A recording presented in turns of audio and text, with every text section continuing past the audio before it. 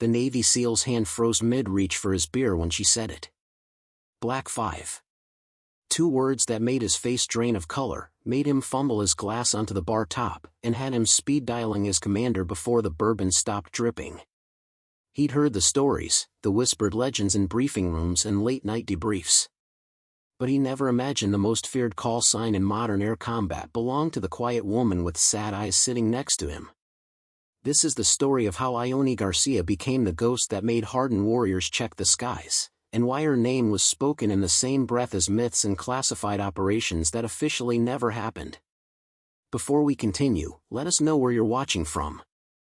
If you're enjoying this, don't miss out, subscribe now for more. The morning sun cast long shadows across Naval Air Station Oceana as Ione Garcia walked toward the briefing room, her flight suit crisp despite the Virginia humidity. At 26, she'd been stationed here for 11 months, and every morning felt like walking through a gallery where she was invisible. The hallways buzzed with the particular energy that came before major flight operations. Pilots clustered in groups, discussing tactics and comparing notes on equipment performance.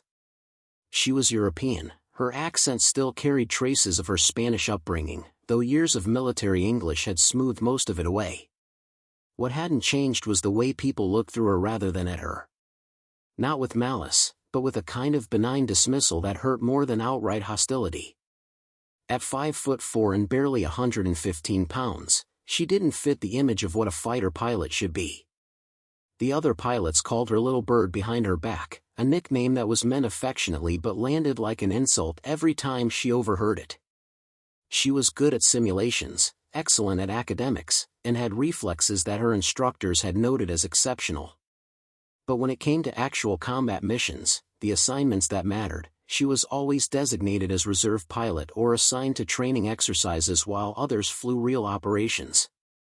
Inside the briefing room, Commander Hayes stood at the front, his weather-beaten face serious as he addressed the assembled squadron. Ione found her usual spot near the middle, not too far back to seem disengaged, not too far forward to appear overeager. She'd learned to occupy the spaces where people forgot to notice her. Today's operation is classified Level 3, Hayes announced, and the room's energy shifted immediately. We've got hostile aircraft conducting reconnaissance along the eastern corridor. Intel suggests they're testing our response times and looking for gaps in our coverage.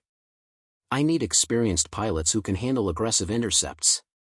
Ione's pen moved across her notepad as Hayes began reading assignments. Lieutenant Davidson, your flight leader. Captain Reynolds, you're his wingman. Lieutenant Foster, your backup intercept.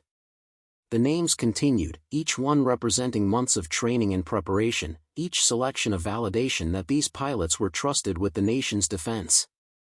Garcia. Hayes's voice cut through her concentration. You're on communications relay. Monitor all channels and coordinate with ground control. Make sure everyone stays connected. Communications relay. Again. It was important work, essential even, but it meant sitting in a support aircraft miles from any action, listening to other pilots engage in the kind of flying she'd spent her entire life preparing for. Around her, the selected pilots exchanged nods and brief smiles. The unspoken language of those chosen for real missions. As the briefing dispersed, Ione lingered, studying the tactical maps displayed on the large screens. The intercept zone was tricky, bordered by neutral airspace on one side and international waters on the other. It required precision flying, the kind that demanded split-second decisions and absolute confidence in your aircraft's capabilities. Thinking about what could be, a voice asked from behind her. She turned to find Lieutenant Foster, one of the pilots assigned to the actual intercept mission. He was friendly enough, had never been openly dismissive, but his question carried an edge of curiosity mixed with something that might have been pity. Just familiarizing myself with the operational area, Ione replied, keeping her voice neutral. In case communications issues arise, I'll need to understand the tactical situation. Foster nodded, glancing at the maps. It's good that you're thorough. We need solid support personnel. He paused, then added, you know, not everyone is cut out for combat flying. There's no shame in finding your niche in support roles. The words were meant kindly, but they landed like small cuts. Ione had heard variations of this speech throughout her career. You're good at what you do. Not everyone needs to be a combat pilot. Your skills are valuable in other areas. Each phrase was a door closing, a limitation being imposed by people who'd decided what she was capable of before she'd been given a real chance to prove it. I appreciate the perspective, she said, her Spanish accent thickening slightly the way it always did when emotions ran high. After Foster left, Ione remained in the briefing room, staring at the tactical displays. She'd spent the past year doing exactly what Foster suggested, finding her niche in support roles. She'd become the best communications relay pilot in the squadron, had earned commendations for her coordination during complex exercises, and had developed a reputation for reliability. But reliability wasn't glory. It wasn't the thing that proved you belonged in the sky doing what you'd trained your entire life to do. Her phone buzzed with a text from Elena, one of the few other women pilots on base. Heard about today's assignments. Want to grab lunch and complain about the patriarchy? Ione smiled despite herself.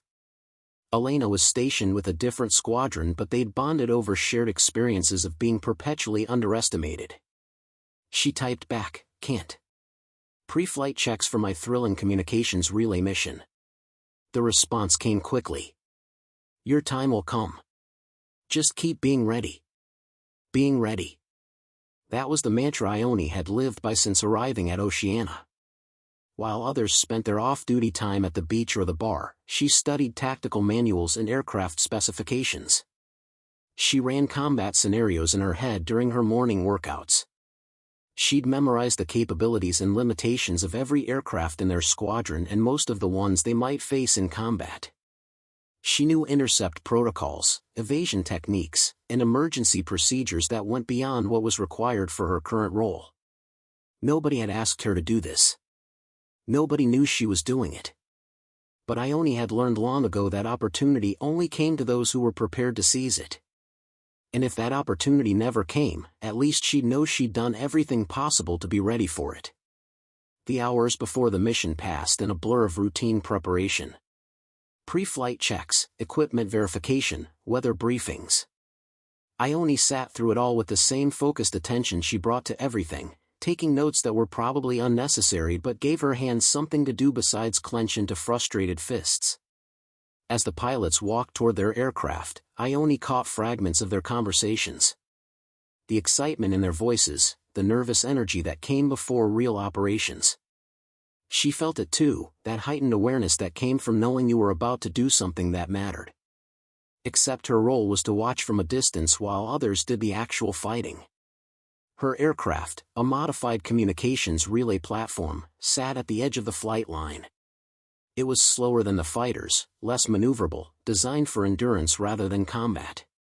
Climbing into the cockpit felt like accepting defeat, like acknowledging that this was her ceiling, her limit.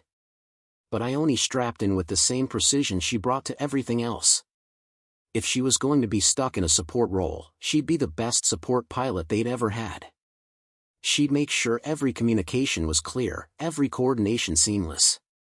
And maybe, someday, someone would notice that the person making everyone else's job easier was capable of more. The tower cleared her for takeoff, and Ione guided her aircraft down the runway. As she lifted into the clear morning sky, she allowed herself one moment of pure joy. Whatever her role, whatever limitations others placed on her, she was flying. And in those moments between earth and sky, nobody could take that away from her. Ione's aircraft settled into its designated patrol pattern at 20,000 feet, well away from the intercept zone where the real action would happen. Her cockpit was a cocoon of technology, multiple radio frequencies crackling with chatter as ground control coordinated the various elements of the operation. She monitored it all with practiced efficiency, her fingers moving across controls that felt like extensions of her own nervous system. Relay 6, this is tower control, the radio crackled. Confirm you're in position and ready for communications coordination. Tower control, Relay 6 confirming position. All channels clear and monitored. Standing by, Ione responded, her voice professionally neutral despite the frustration churning in her gut. Below her, the Atlantic Ocean stretched endlessly, its surface glittering in the afternoon sun. On her tactical display, she could see the fighter aircraft moving into position, small icons representing millions of dollars of technology and years of training. They were hunting, searching for the hostile reconnaissance aircraft that intelligence had warned them about. Lieutenant Davidson's voice came through the tactical channel. Flight leader to all units. Contact bearing 270, range 60 miles. 2 aircraft, flying in formation. Looks like our guests have arrived. Ione's pulse quickened. This was it, the moment when training became reality. She watched her display as the friendly fighters adjusted their positions, setting up for an intercept that would force the hostile aircraft out of the surveillance corridor. It was a dance she'd studied countless times, understood perfectly, but had never been allowed to perform. Relay 6, Tower Control. We're showing increased radio activity on multiple frequencies. Advise if you detect any unusual communications patterns. Ione scanned her equipment, noting the spike in electronic signals. The hostile aircraft weren't just conducting reconnaissance, they were actively testing response times and probably recording every aspect of the intercept for analysis. She keyed her microphone. Tower Control, Relay 6 confirms increased activity. Multiple encrypted transmissions on frequencies 246 and 318. What happened next would become the subject of investigation and debate for months. On Ione's tactical display, a new contact appeared, well outside the expected operational area. Then another. And another. Within 30 seconds, her screen showed 6 additional aircraft approaching from an unexpected vector, moving fast and clearly coordinated. Tower Control, Relay 6. Ione's voice carried urgent authority. Multiple new contacts, bearing 180, range 40 miles and closing. Count 6 aircraft in tactical formation. This is not the expected reconnaissance pattern. There was a moment of shocked silence on the command frequency. Then chaos erupted. The carefully planned intercept had just become something else entirely, a potential engagement with an aggressive force that outnumbered the friendly fighters 3-1. Commander Hayes's voice cut through the confusion. All units, this is Flight Command. Maintain defensive posture. Do not engage unless fired upon. Relay 6, can you confirm those contacts? Ione's hands moved across her sensors, cross-referencing data from multiple sources. Her training, all those hours of study that nobody had asked for, suddenly crystallized into perfect clarity. Contacts confirmed, Flight Command. 6 aircraft in 3 pairs, tactical spacing suggests this is a coordinated operation. They're attempting to box in our intercept team. Lieutenant Davidson's voice came through tight with tension. Flight leader to command. We're outnumbered and outpositioned. Requesting instructions. Ione watched her display with growing horror. The friendly fighters had moved into position to intercept the original 2 aircraft and were now caught between them and the new threat. It was a classic pincer movement, something that should have been detected earlier but had somehow slipped through their intelligence net. Flight Command to all units, execute tactical withdrawal to bearing 090. Maintain formation in. Hayes's instructions were cut off by a burst of static. Ione's communications board lit up with warning indicators. Someone was jamming the command frequencies, using sophisticated electronic warfare techniques to disrupt coordination between the fighters and ground control. Tower Control, Relay 6. Command frequency is being jammed. Repeat, we've lost primary communications with flight leader. Panic edged into the responses from ground control. Without command frequency, the fighters were operating blind, unable to coordinate their withdrawal or receive updated tactical information. The situation was deteriorating rapidly, shifting from a routine intercept to a potential international incident if shots were fired. Ione stared at her display, her mind racing. She could see everything. Her position outside the immediate engagement zone gave her a perfect view of the tactical situation.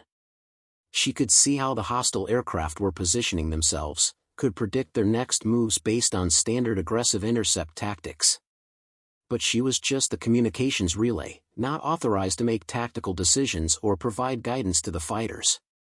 Through the static and interference, she could hear fragments of communication between the fighter pilots. They were confused, uncertain, trying to maintain formation while dealing with multiple threats and no clear guidance from command. Someone was going to make a mistake. Someone was going to fire a weapon or take an action that would escalate this into something nobody wanted. Relay 6, Tower Control. Can you establish any communication with Flight Leader? Ione switched between frequencies, searching for a clear channel. The jamming was sophisticated but not perfect.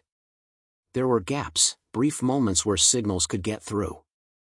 She found one, a backup frequency that the hostile force apparently didn't know about or hadn't bothered to jam. Flight Leader, this is Relay 6 on emergency backup frequency. Do you copy? Static hissed for several seconds. Then Davidson's voice came through, weak but readable. Relay 6, Flight Leader copies. What's your situation? This was the moment. Ione could relay communications, could serve as a bridge between the fighters and ground control, could do exactly what her assigned role demanded. Or she could do something more, something that went beyond her authority but might prevent disaster. She made her decision in less than a second. Flight Leader, I have clear tactical view of the entire engagement area. The hostile aircraft are attempting to force you into a position where you'll have to either retreat through monitored airspace or engage directly. I can guide you through a gap in their formation that will allow tactical withdrawal without escalation. There was a pause.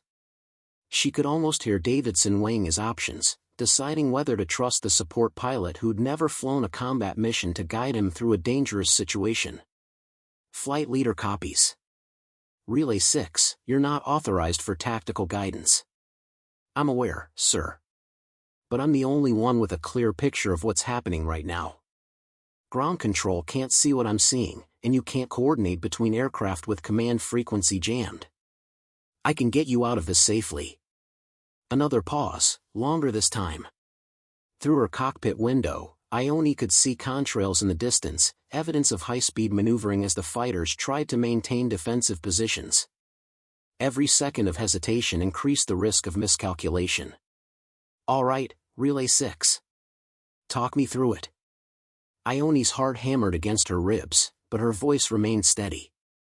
Flight Leader, come to heading 075, maintain current altitude. Wingman, you're going to offset 2 miles to port. The hostile aircraft are concentrated in 3 pairs, they're trying to maintain a wall formation, but there's a gap between the northern and central pairs. It's narrow, maybe 15 miles wide, but it's there. She watched her display as the friendly fighters began adjusting their positions based on her guidance. The hostile aircraft reacted immediately, trying to close the gap she'd identified. But Ione had anticipated this, had studied enough tactical scenarios to know how aggressive forces typically responded. Flight Leader, increase speed to 0.85 machine. The northern pair is going to try to cut you off, but they're already out of position. If you maintain speed and heading, you'll pass through before they can intercept. Relay 6, I'm showing hostile aircraft closing on our position. Are you sure about this? Ione's eyes never left her display.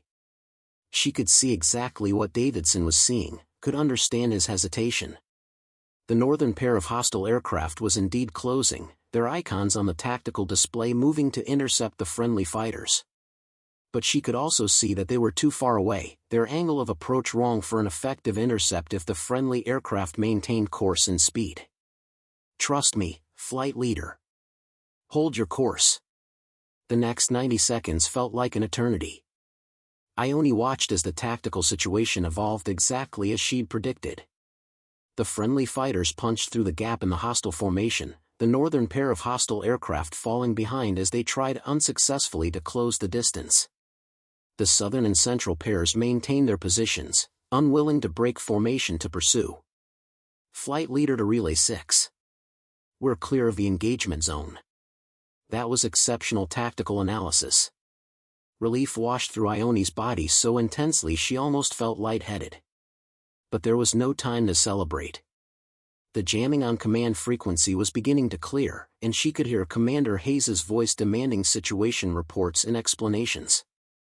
What Ione couldn't know in that moment, was that her communications had been recorded not just by friendly forces but by sophisticated monitoring equipment on both sides of the engagement. Her tactical guidance, delivered with calm precision under pressure, had been captured and would be analyzed by intelligence services trying to understand how a routine intercept had been diffused so effectively. She also didn't know that in secure briefing rooms thousands of miles away, senior military officials were already asking questions about the voice on the radio that had prevented a potential international incident. Questions about who she was, where she'd come from, and why someone with her evident skills had been relegated to communications relay.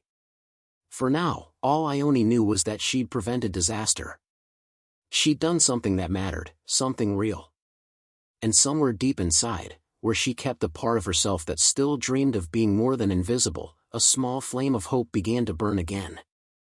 We've invested considerable effort in bringing you this story. If you find it engaging, please consider subscribing to our channel. Your support is greatly appreciated. Now, let's return to the narrative. The disciplinary hearing was scheduled for 0800 hours in a conference room that Ione had never seen before. It was buried deep in the administrative wing of the base, the kind of place where careers were evaluated and sometimes ended. She'd spent the night unable to sleep, running through possible outcomes and preparing herself for the worst. Commander Hayes sat at the head of a long table, flanked by two other officers Ione didn't recognize. Their uniforms bore insignia that suggested they were from higher command, possibly even Pentagon liaisons. The formality of the setup made her stomach tighten with anxiety. "Lieutenant Garcia," Hayes began, his voice carefully neutral. "You're here because your actions during yesterday's operation raised significant questions about protocol, chain of command, and unauthorized tactical direction. Do you understand the gravity of this situation?" "Yes, sir," Ione replied, standing at attention. "You provided tactical guidance to flight crews despite having no authorization to do so. You effectively assumed command of an engagement without proper authority. In some circumstances, this could be considered insubordination of the highest order." Ione kept her eyes forward, her posture rigid. She'd known this was coming, had prepared herself for it during the long night of waiting. "Sir, I understand that my actions went beyond my assigned role. However, the command frequency was jammed, ground control had no tactical visibility, and the flight crews were operating without coordination in an increasingly dangerous situation." One of the unknown officers leaned forward. He was older, with silver hair and sharp eyes that seemed to dissect everything they looked at. "Lieutenant Garcia, I'm Admiral Thornton from Naval Air Systems Command. I've reviewed the recordings of yesterday's engagement. Your tactical analysis was remarkable. Where did you learn those skills?" The question caught Ione off guard. She'd expected accusations and reprimands, not curiosity about her background. "Sir, I've studied tactical aviation extensively. During my off-duty time, I review engagement scenarios, historical combat situations, and current doctrine. I wanted to be prepared for opportunities that your commanders weren't giving you," Thornton interrupted, not unkindly. "I've also reviewed your service record, Lieutenant. Top of your class in flight school, exceptional marks in combat tactics, perfect scores on simulation exercises. Yet you've been flying communications relay for 11 months. Can you explain that?" Ione hesitated, unsure how honest she could be. Hayes's expression had gone carefully blank, which told her everything about how this conversation was making him feel. "Sir, I believe there were concerns about my physical size and whether I could handle the demands of combat aviation." "Concerns," Thornton repeated, his tone suggesting what he thought of those concerns. "Let me tell you what I see, Lieutenant. I see a pilot who was systematically excluded from combat operations despite having the skills and knowledge to excel in them. I see someone who was so dedicated to being ready that she taught herself advanced tactics without any encouragement from her command structure. And yesterday, I see someone who prevented what could have been a catastrophic international incident by using those very skills everyone assumed she didn't have." The room fell silent. Hayes shifted uncomfortably in his chair. The third officer, who hadn't yet spoken, was taking notes with focused attention. "Here's what's going to happen," Thornton continued. "Lieutenant Garcia, you're being transferred to a specialized tactical unit that operates under different protocols than standard squadron assignments. You'll undergo additional training, though frankly, you already possess most of the skills you'll need. And you'll be given opportunities to prove that yesterday wasn't a fluke." Ione's mind reeled. This wasn't punishment, it was promotion. Recognition. The thing she'd been working toward for years without believing it would ever come. "However," Thornton added, his voice hardening slightly, "there will be formal documentation of your unauthorized tactical guidance. Not as punishment, but as a record that protocols were violated. If you accept this transfer, you accept that notation in your file." "I accept, sir," Ione said without hesitation. A notation in her file was nothing compared to the chance to finally prove what she could do. Hayes spoke for the first time in several minutes. "Admiral, with respect, this sets a concerning precedent. If officers feel they can ignore command structure whenever they believe—" "Commander Hayes," Thornton interrupted, "Lieutenant Garcia didn't ignore command structure out of ambition or recklessness. She acted because command structure had broken down and lives were at risk. There's a difference between insubordination and initiative. I suggest you learn to recognize it." The rebuke was delivered calmly but landed with devastating force. Hayes's face reddened, but he nodded stiffly. As the meeting concluded, Ione felt like she was moving through a dream. The transfer orders would arrive within 48 hours. She'd be leaving Oceania, leaving the squadron that had never quite known what to do with her, and entering a world where her abilities might actually matter. Walking out of the conference room, she pulled out her phone and texted Elena, "Everything just changed." The response came quickly, "Tell me everything." "And I told you, your time would come." Ione smiled, feeling lighter than she had in months. Her time had come, though not at all in the way she'd imagined. Sometimes proving yourself meant breaking the rules. And sometimes, just sometimes, the people who mattered noticed. 6 months passed like a fever dream. The specialized unit Ione was transferred to operated out of a facility she'd never heard of, conducting training that pushed her far beyond anything she'd experienced in standard aviation. The other pilots were different here, harder, more focused, with a shared understanding that they were being prepared for missions that officially didn't exist. The training was relentless. High-speed intercepts in conditions that ranged from adverse to impossible. Electronic warfare scenarios where every system could fail simultaneously. Combat maneuvers that required split-second decisions and absolute trust in your aircraft's capabilities. Ione threw herself into it with single-minded determination, knowing this was the opportunity she'd been preparing for her entire career. Her instructors were merciless, pushing her harder than they pushed the male pilots, testing whether she'd break under pressure. She didn't break. Instead, she excelled, her performance in simulation after simulation earning grudging respect from people who'd initially questioned why someone her size had been selected for the program. "You fly angry," one instructor told her after a particularly aggressive training session. "Like you're trying to prove something." "I am," Ione had replied. "Every single time." The real change came during live-fire exercises conducted over restricted airspace. Ione was assigned to lead a 4-aircraft formation through a simulated combat zone filled with hostile aircraft and ground-based threats. The exercise was designed to test decision-making under pressure, the ability to adapt when plans fell apart. Everything went wrong within the first 10 minutes. Simulated enemy aircraft appeared in unexpected positions. Electronic jamming disrupted communications. One of her wingmen reported simulated weapons failure.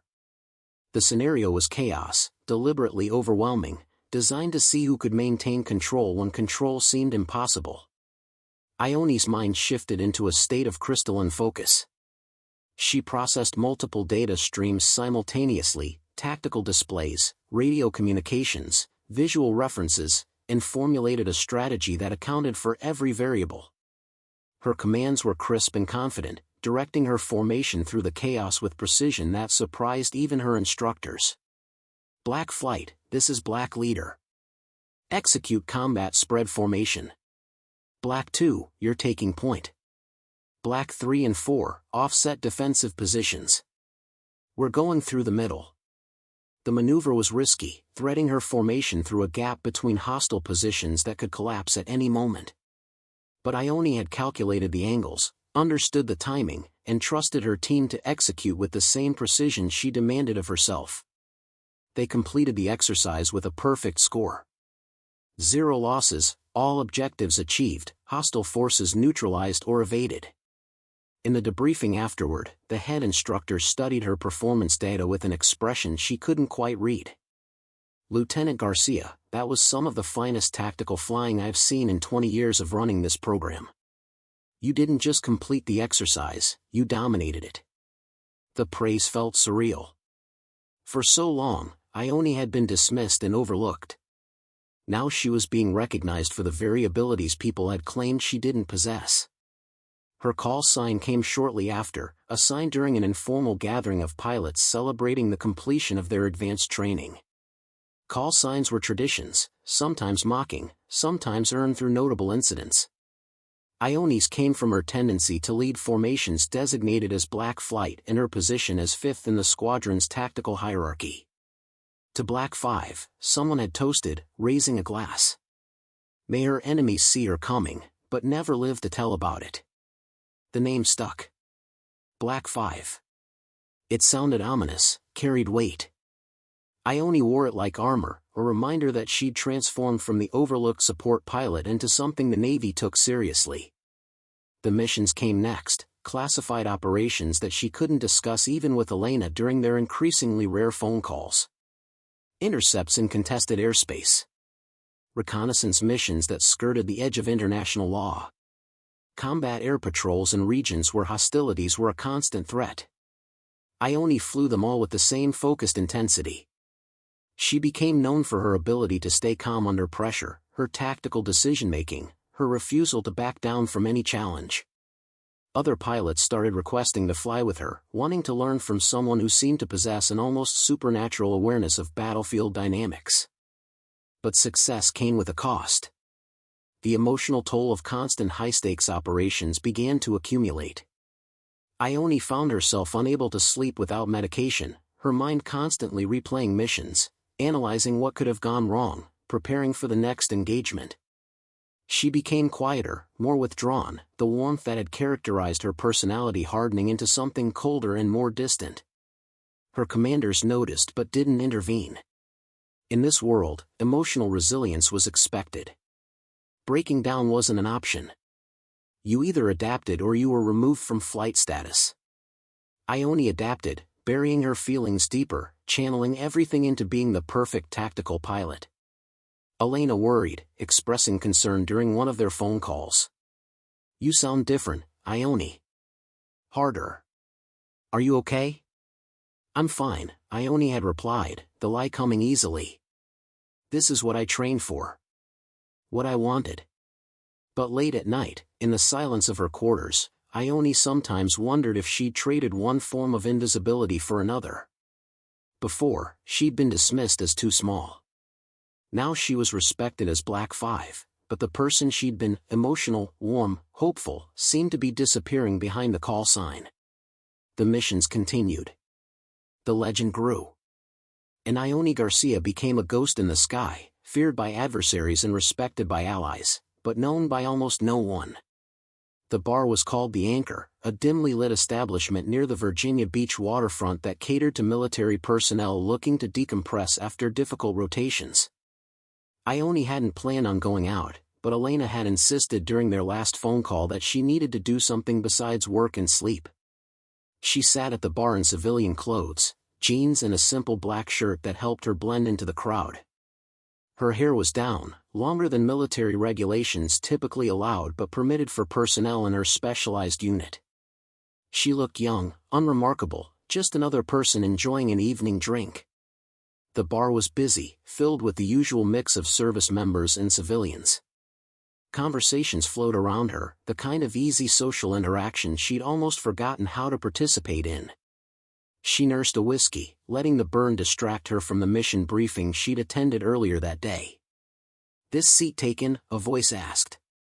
Ione glanced up to find a man in his early 30s, fit and carrying himself with the particular confidence that marked special operations personnel. His haircut was military short, and despite his casual clothes, everything about his bearing screamed SEAL. "It's yours," Ione replied, her accent thicker than usual after the whiskey. He settled onto the stool and ordered a beer, then extended his hand. "Name's Derek. Just got back from overseas rotation." "Ione," she replied, shaking his hand briefly. They fell into easy conversation, the kind of surface-level chat that happened in bars everywhere. Derek talked about his deployment in vague terms that respected operational security. Ione matched his vagueness, discussing nothing specific about her work. It was comfortable, normal, a reminder that life existed outside classified briefings and combat operations. After about 30 minutes, Derek flagged down the bartender for another round. "So what do you do, Ione?" "Let me guess, you've got that military look about you, but you're not talking about it." "Intel? Logistics?" Ione smiled slightly. "I fly." "Really? What, transport aircraft? Cargo runs?" "Fighter jets," she said quietly. Derek's eyebrows rose. "No kidding? That's impressive. I've worked with naval aviators before, tough job. You must be good at it." "I do okay," Ione replied, understating dramatically. "Come on, don't be modest. What's your call sign?" "Every pilot has one." Ione hesitated. Her call sign wasn't common knowledge outside certain circles, but it also wasn't classified. And Derek seemed genuinely curious, not challenging. "Black 5. The effect was immediate and dramatic. Derek's hand, reaching for his beer, froze mid-motion. The color drained from his face. His beer glass slipped through suddenly nerveless fingers and shattered on the bar, sending liquid and glass fragments across the wooden surface. The crash drew attention from nearby patrons, but Derek didn't seem to notice. He stared at Ione with an expression mixing shock, disbelief, and something approaching fear. "You're Black 5? His voice was barely a whisper. "The Black 5? Ione felt suddenly exposed, uncomfortable with the intensity of his reaction. "I don't know what you've heard, but..."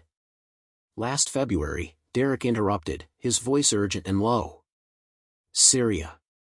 Your formation intercepted hostile aircraft attempting to target our extraction point. You held off 6 fighters for 20 minutes while we got our wounded out. Command said it was the finest defensive flying they'd ever seen. They also said Black 5 was..." He stopped, looking at her with new eyes. "They said Black 5 was a ghost. Someone who appeared when situations were impossible and somehow made them possible." Ione remembered that mission. It had been one of her earliest after completing advanced training, a desperate situation where ground forces were pinned down and hostile aircraft were moving to eliminate them. She'd led her formation into a defensive pattern that should have been suicide but had somehow worked, buying enough time for the extraction to succeed. "I was doing my job," she said quietly. Derek shook his head, still staring at her like she wasn't quite real. "We lost 3 guys before you showed up. Without your intervention, we would have lost everyone. I wrote a letter to my daughter that night because I didn't think I'd make it home." He paused, his voice thick with emotion. "You saved my life. You saved all our lives." The bartender appeared with a towel to clean up the spilled beer, giving them both a moment to collect themselves. Derek pulled out his phone with shaking hands. "I need to call my commander. He's not going to believe this. We've been trying to find out who Black 5 really was for months. Command wouldn't tell us anything, said it was classified. And here you are, sitting in a bar in Virginia Beach like a regular person. Derek, you don't need to." But he was already dialing, stepping away from the bar for privacy. Ione sat frozen, watching this unfold with a mixture of embarrassment and dawning realization. She'd known her missions mattered, had seen the operational reports that followed her engagements. But she'd never connected those abstract mission outcomes to real people with families and lives that she'd directly saved. The emotional distance she'd carefully maintained, the coldness she'd developed to protect herself from the stress of constant combat operations, cracked slightly. Derek's reaction wasn't about her tactical skills or her call sign's reputation. It was about a father who'd gone home to his daughter because Ione had done her job exceptionally well. When Derek returned, his expression had shifted from shock to something resembling reverence. "My commander wants to meet you. He said if you're willing, he'd like to thank you personally for that mission." Ione felt overwhelmed, unprepared for this level of recognition. She'd been invisible for so long, then feared as a call sign, but never seen as the person behind the missions. "I don't know what to say." "Say yes," Derek replied simply. "The people you've saved deserve to know who saved them." The meeting happened 2 days later in a private room at the base, arranged with unusual speed given military bureaucracy's typical pace. Commander Patterson, Derek's commanding officer, was a weathered man in his 50s with eyes that had seen too much combat. He stood when Ione entered, extending his hand with genuine warmth. "Lieutenant Garcia, thank you for agreeing to meet. I've wanted to do this for months." Also present were 3 other SEALs from Derek's team, men who'd been on that extraction mission in Syria. They studied her with expressions mixing curiosity and gratitude, clearly trying to reconcile the legendary Black Five with the small, young woman standing before them. Patterson gestured to seats around a conference table. "I'm not going to waste your time with formalities, Lieutenant. You saved my team's lives during an operation that went sideways faster than anything I've seen in 20 years of special operations. I've read the after-action reports, watched the gun camera footage from your aircraft. What you did that day was extraordinary." Ione felt uncomfortable with the praise, and used to being acknowledged so directly. "Sir, I was executing my mission parameters. Any pilot in my position would have." "No," one of the other SEALs interrupted, a sergeant named Williams. "Any pilot in your position would have been dead in the first 3 minutes. The tactical situation was impossible. We were pinned down, taking fire from multiple positions, and those hostile fighters were coming in for gun runs. You flew straight into that situation, outnumbered 3-1, and somehow kept them off us long enough for extraction." Patterson pulled up footage on a laptop, aerial reconnaissance that showed the engagement from a different angle than Ione's cockpit view. She watched herself, seeing the mission from the ground force's perspective. Her aircraft had been a blur of motion, constantly repositioning, drawing hostile fighters away from the vulnerable extraction zone, using every trick and maneuver in the book to maintain defensive superiority despite impossible odds. "You took 14 near hits during that engagement," Patterson said quietly. "Your aircraft returned to base with damage that should have forced you to eject before reaching friendly airspace. You somehow kept it flying through sheer determination." Ione remembered that flight home, nursing a damaged aircraft through failing systems, refusing to eject because the recovery operation would have revealed her position and potentially compromised other missions in the area. She'd made it back to base on minimum fuel and prayers. Derek spoke up, his voice carrying emotion that he clearly didn't bother hiding. "My daughter just turned 7. I got to see her birthday because of you. That matters more than you can possibly understand." The weight of their gratitude pressed against Ione's carefully constructed emotional defenses. For months, she'd focused on missions as abstract tactical problems to solve. She deliberately avoided thinking about the human cost of failure, the real lives that depended on her performance. It was easier to fly when you didn't connect dots between actions and consequences. But sitting here, facing people whose lives she'd directly saved, that emotional distance became impossible to maintain. These weren't abstract mission parameters. They were fathers and sons and brothers who existed because she'd done her job when it mattered most. "I don't know what to say," Ione admitted, her Spanish accent thick with emotion. "I was just trying to buy you time. I couldn't let myself think about what would happen if I failed." Patterson leaned forward, his expression serious. "Lieutenant, do you know why we call special operations units special? It's not because we're tougher or braver than anyone else. It's because we understand that impossible is just a starting point. What you did that day exemplified that principle better than anything I've seen. He pulled a small case from his pocket and opened it to reveal a medal, the Distinguished Flying Cross, one of the highest decorations for aerial combat. This was approved 2 months ago, but we couldn't present it until your identity was declassified. For extraordinary heroism in aerial combat, demonstrating conspicuous gallantry and intrepidity at the risk of life above and beyond the call of duty. Ione stared at the medal, unable to process what she was seeing. Awards and recognition had been so foreign to her experience for so long that receiving one now felt like entering an alternate reality. As Patterson pinned the medal to her uniform, Ione felt years of frustration and anger and determination crystallize into a single moment of validation.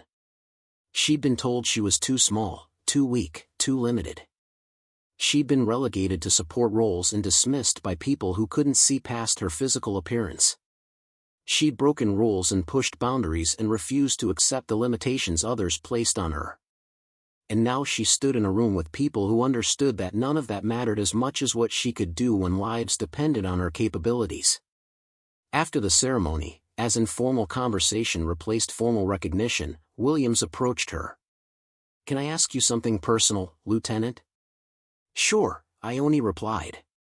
"How did you keep going after being dismissed for so long?" "Derek told me about your background, how you spent months flying support missions while wanting to be in combat operations. That had to be frustrating." Ione considered the question carefully. "I decided that being ready was more important than being recognized. That if I prepared thoroughly enough, opportunity would eventually come. And when it did come, I'd be undeniably qualified." Williams nodded slowly. "That's what makes you dangerous. Not your tactical skills, though those are exceptional. It's your refusal to accept limitations." As the meeting concluded and Ione prepared to leave, Derek stopped her at the door. "Black 5 means something now," he said. "Not just as a call sign, but as proof that determination matters more than physical size or what other people think you can do." Ione smiled, feeling the emotional walls she'd constructed beginning to crack. Maybe she didn't need to be cold and distant to be effective. Maybe acknowledging the human cost of her missions made her stronger rather than weaker. "Thank you," she said simply, "for reminding me why this matters." Walking out of the building into the bright sunshine, metal case in hand, Ione pulled out her phone and texted Elena, "Remember when you said my time would come? You were right. About everything." The response came quickly, "Tell me everything. And stop being so emotionally distant. You're allowed to feel things." Ione laughed, a genuine sound of joy she hadn't allowed herself in months. Elena was right. Being Black 5 didn't mean losing who she was. It meant proving that Ione Garcia, the emotional young woman from Europe who'd been told she was too small to matter, had always been strong enough. She just needed the chance to prove it. News of Black 5's identity spread through military aviation circles with surprising speed.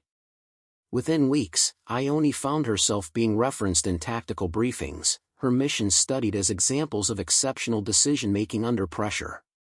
Young pilots, particularly women, began requesting transfers to her unit, citing her as inspiration for their career goals. The attention was overwhelming and uncomfortable. Ione had spent so long being invisible that suddenly being visible felt exposing. She attended a conference on advanced tactical aviation where she was asked to speak about the Syria mission. Standing before hundreds of pilots and military officials, she felt her old insecurities resurface.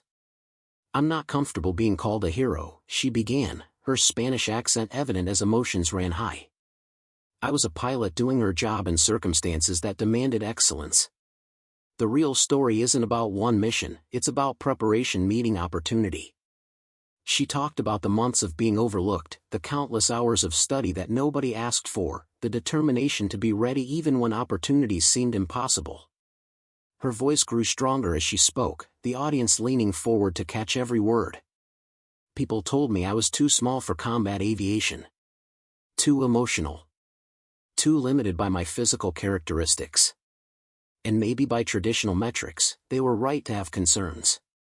But what they missed was that capability isn't just about physical strength, it's about mental resilience, tactical intelligence, and absolute refusal to accept imposed limitations. After her speech, a young female cadet approached her, barely 18 and clearly nervous. "Lieutenant Garcia, I've been told I'm too short for fighter jets.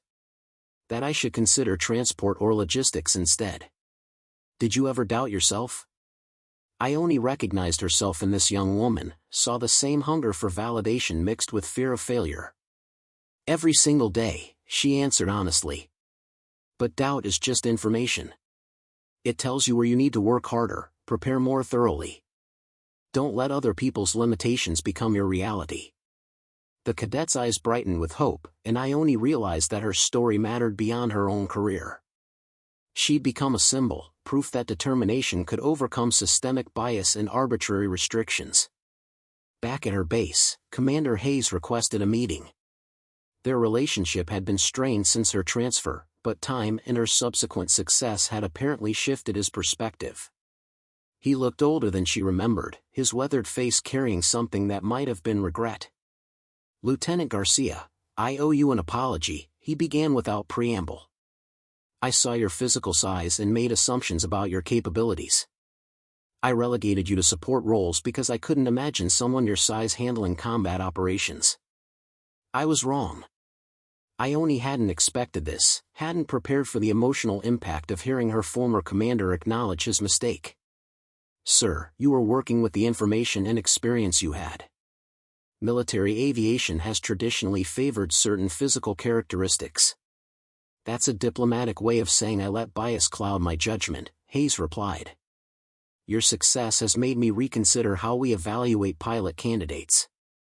I've recommended policy changes to ensure we're assessing actual capabilities rather than making assumptions based on physical appearance." The conversation was healing in ways Ione hadn't realized she needed. For so long, she'd carried anger about being dismissed, about having to prove herself through unauthorized action rather than being given fair opportunities.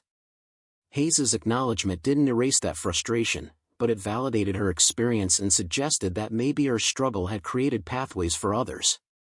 Elena visited during a rare leave period, and they spent an evening catching up over dinner. "You seem different," Elena observed. "More at peace with yourself." "I think I finally understand that being Black 5 and being Ione Garcia aren't contradictory," Ione replied. "I can be the tactical pilot with the feared call sign and still be the emotional person who cares deeply about the human cost of missions. I don't have to choose between being capable and being human." Elena raised her glass. "To integration. And to proving that too small is just another way of saying underestimated." As they clinked glasses, Ione reflected on her journey from invisible logistics specialist to recognized tactical aviator. The path had been harder than it should have been, filled with unnecessary obstacles and systemic bias. But perhaps that difficulty had made her stronger, more determined, more capable of inspiring others who faced similar challenges.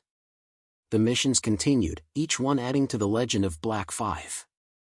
But now Ione approached them differently, acknowledging the emotional weight of responsibility rather than hiding from it. She was still fierce in combat, still tactically brilliant, but she'd learned that strength included vulnerability, that being fully human made her more effective rather than less. Her story had become bigger than herself, a narrative about challenging assumptions and refusing to accept limitations. And while that responsibility sometimes felt heavy, it also felt right, like she'd finally found the role she was meant to play. 2 years after that night in the Anchor, Ione sat in a different briefing room with a different kind of responsibility.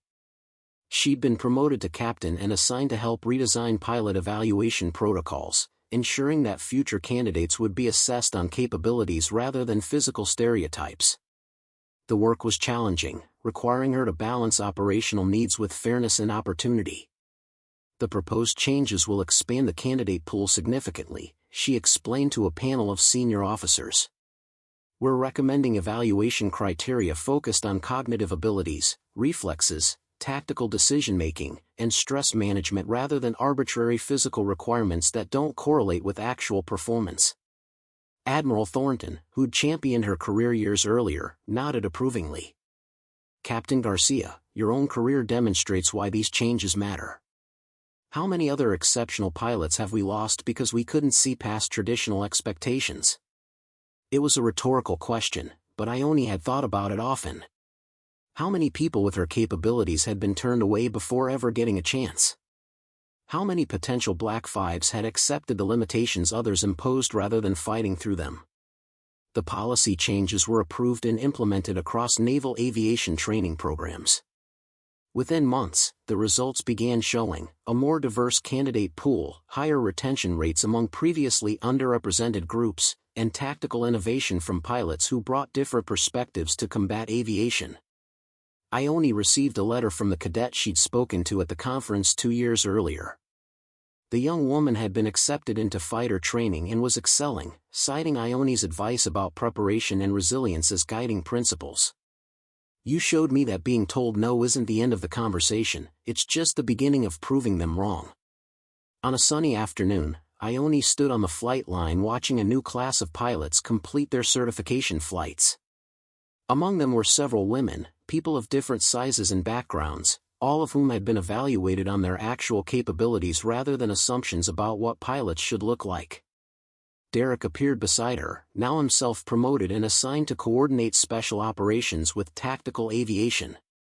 You know what your real legacy is going to be? He asked, watching the aircraft take off. What's that? Not the missions you flew or the call sign that made SEALs drop their drinks in bars. It's changing the system so that capability matters more than appearance. You didn't just prove yourself, you opened doors for everyone who comes after.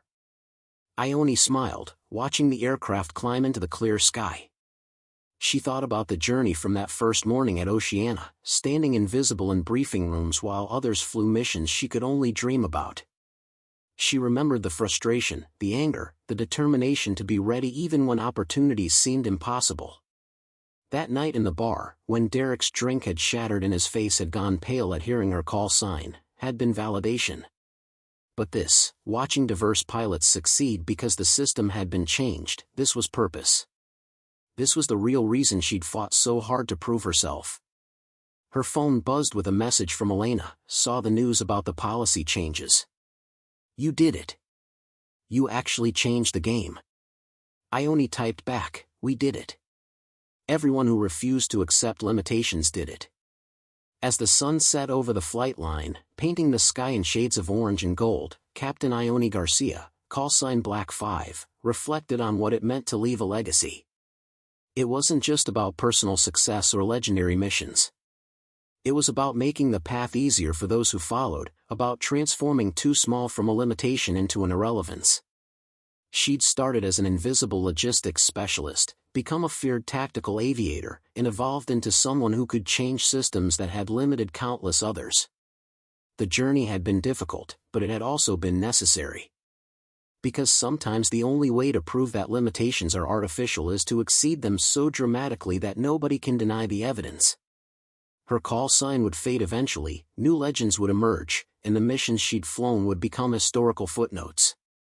But the young pilots taking off on that flight line, evaluated fairly and given real opportunities, would carry forward the principle she'd fought for, that capability matters more than appearance, determination more than physical size, and preparation more than permission.